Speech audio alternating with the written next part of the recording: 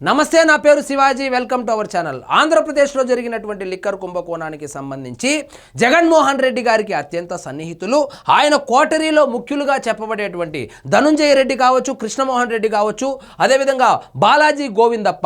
ధనుంజయ రెడ్డి, కృష్ణమోహన్ రెడ్డి జగన్మోహన్ రెడ్డి గారికి కుడి భుజము ఎడమ భుజం అయితే, జగన్మోహన్ రెడ్డి గారి ఆర్థిక లావాదేవీలు కావచ్చు, జగన్మోహన్ రెడ్డి గారి వ్యాపార సామ్రాజ్యానికి బ్యాక్ బోన్ అయినటువంటి గోవిందప్ప, బాలాజీ గోవిందప్ప ఎవరైతే ఉన్నారో వాళ్ళు అరెస్ట్ అవ్వడము, జైల్లో ఉండడము, వాళ్ళు బెయిల్ మీదకు బయటకు రావడము, ఆ తర్వాత బెయిల్ రద్దు కావడము, ఆ బెయిల్ రద్దయినటువంటి దాని మీద వీళ్ళు కౌంటర్గా హైకోర్టుకు పోవడము, హైకోర్టు బెయిల్ రద్దు చేయడము, తిరిగి సుప్రీంకోర్టుకు పోవడం జరిగింది. సుప్రీంకోర్టు అయితే కనుక ఆ మధ్యంతర నిందితులు ఎవరైతే ఉన్నారో ఆ మధ్యంతర బెయిల్ పొందినటువంటి నిందితులైనటువంటి బాలాజీ గోవిందప్ప, కృష్ణమోహన్ రెడ్డి, అదేవిధంగా ధనుంజయ రెడ్డి ఎవరైతే ఉన్నారో వాళ్ళు మీరు ఏదైనా పంచాయతీ ఉంటే ఆ ట్రయల్ కోర్టులోనే తేల్చుకోండి అని చెప్పిందని సో ఆ కేసును అయితే కొట్టేయడం జరిగింది.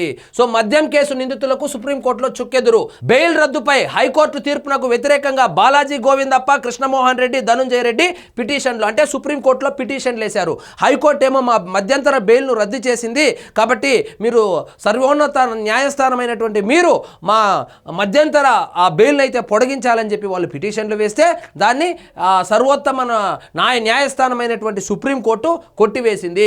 రెగ్యులర్ బెయిల్ కోసం ట్రయల్ కోర్టు వద్దకే వెళ్లాలని ఆదేశం. అంతవరకు మధ్యంతర రక్షణ కొనసాగింపు. అంటే చావు తప్పి కన్ను లొట్టబోయినట్టు. సో ఇప్పుడైతే మీరు వెళ్ళి లొంగిపోవాల్సినటువంటి అవసరం లేదు, మీరైతే వెళ్ళి ట్రై చేసుకోండి, బెయిల్ కోసం ట్రై చేసుకోండి అని చెప్పి ఆ మధ్యంతర రక్షణ అయితే కొనసాగించడం జరిగింది. సో ఇప్పుడు న్యాయ నిపుణులు ఏమంటున్నారంటే ఖచ్చితంగా బాలాజీ గోవిందప్ప, కృష్ణమోహన్ రెడ్డి, ధనుంజయ రెడ్డి ఎవరైతే ఉన్నారో ఆంధ్రప్రదేశ్లో జరిగినటువంటి లిక్కర్ కుంభకోణానికి సంబంధించి సో ఇప్పట్లో బెయిల్ మీద బయటకు వచ్చినటువంటి మిథున్ రెడ్డి కావచ్చు, ధనుంజయ రెడ్డి కావచ్చు, కృష్ణమోహన్ రెడ్డి కావచ్చు, బాలాజీ గోవిందప్ప కావచ్చు, వీళ్ళ బెయిల్ కూడా క్యాన్సిల్ కాబోతుంది, వీళ్ళు కూడా తిరిగి జైలుకు పోబోతున్నారు అనేటువంటి వార్తలు వస్తున్నాయి. అదేవిధంగా మిథున్ రెడ్డి గారికి ఈడీ నోటీసులు కూడా ఇచ్చింది. అదే కేసుకు సంబంధించి విచారణకు కూడా పిలవడం జరిగింది. అదేవిధంగా సాయిరెడ్డి, విజయ్ సాయిరెడ్డి కూడా ఈ ఆంధ్రప్రదేశ్లో జరిగినటువంటి లిక్కర్ కుంభకోణం కేసులో విచారణకు ఈడీ ముందుకైతే వెళ్ళనున్నట్లు వార్తలు కూడా వస్తుంది. వైకాపా ప్రభుత్వ హయాంలో జరిగిన మద్యం కుంభకోణంలో ప్రధాన నిందితులుగా ఉన్న బాలాజీ గోవిందప్ప, పెళ్లకూరు కృష్ణమోహన్ రెడ్డి, కె ధనుంజయ రెడ్డిలకు సుప్రీంకోర్టులో చుక్కెదురైంది.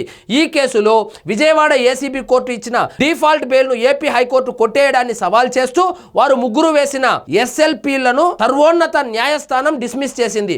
రెగ్యులర్ బెయిల్ కోసం మళ్లీ ట్రయల్ కోర్టుకే వెళ్లాలని ఆదేశించింది. అంతవరకు వారికి గతంలో ఇచ్చిన మధ్యంతర రక్షణను పొడిగిస్తున్నట్లు పేర్కొంది. సో మీకు రక్షణ అయితే ఇస్తాం, మీరు అరెస్టు గారు అదేవిధంగా జైల్లో పోయి లొంగిపోవాల్సినటువంటి అవసరం అయితే లేదు, కానీ మీకైతే మేము బెయిల్ని కొనసాగించేటువంటి అవకాశం అయితే లేదు, మీరు ఏదైనా ఉంటే ట్రయల్ కోర్టులోనే తేల్చుకోండి అని చెప్పి కుండ బద్దలు కొట్టినట్లు చెప్పేయడం జరిగింది. సో ఛార్జ్ షీట్ సంపూర్ణంగానే ఉంది రోహత్కి. ధర్మాసనం ముందు ఈ కేసు విచారణ ప్రారంభమైన వెంటనే రాష్ట్ర ప్రభుత్వం తరపున సీనియర్ న్యాయవాది ముకుల్ రోహత్గి వాదనలు వినిపించారు. ట్రయల్ కోర్టులో దర్యాప్తు సంస్థ దాఖలు చేసిన ఛార్జ్ షీట్ పిటిషనర్లు చెప్పినట్లు అసంపూర్తిగా లేదని, సంపూర్ణంగానే ఉందని హైకోర్టు పేర్కొంది. హైకోర్టు ఉత్తర్వులను ఖరారు చేయడానికి మీరు కూడా ఇది వరకు అంగీకరించారు, అందువల్ల హైకోర్టు ఉత్తర్వులకు ఆమోద ముద్ర వేయండి. ముగ్గురు నిందితులు మధ్యంతర బెయిల్పై బయటే ఉన్నందున వారి రెగ్యులర్ బెయిల్ కోసం మళ్లీ ట్రయల్ కోర్టుకు వెళ్ళమని చెప్పండి అని విన్నవించారు. మరో న్యాయవాది సిద్ధార్థ దవే వాదిస్తూ ఈ అంశం ఎన్డీపీఎస్ నుంచి అసంపూర్ణ ఛార్జ్ షీట్ల వరకు చాలా చట్టాలతో ముడిపడి ఉంది, అందువల్ల ఈ ధర్మాసనమే దీనిపై నిర్ణయం తీసుకోవాలని ఆయన కోరారు.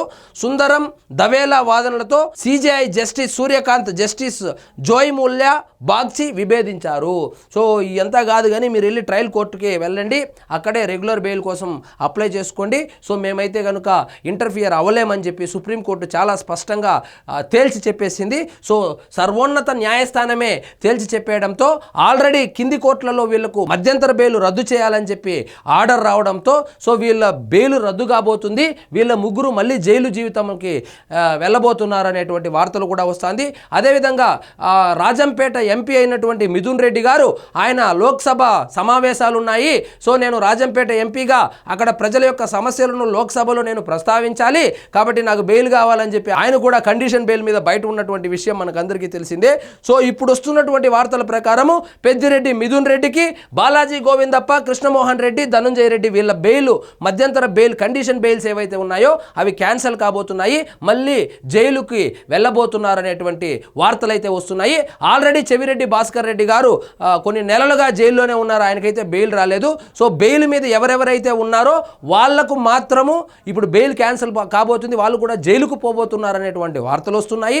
అదేవిధంగా ఈ కేసులో A1గా ఉన్నటువంటి రాజ్ కసిరెడ్డి ఎవరైతే ఉన్నారో ఆయనకు ఆరోగ్యం బాగాలేకుండా హాస్పిటల్ కూడా తీసుకెళ్లారు. మరి చూద్దాం ఈ కేసులో ఏం జరుగుతుందో. సో ఇదండి ఈరోజు మన టాపిక్. మీకు ఈ వీడియో నచ్చినట్లయితే లైక్ చేయండి, షేర్ చేయండి, ఛానల్ మాత్రం సబ్స్క్రైబ్ చేసుకోవడం మర్చిపోవద్దు.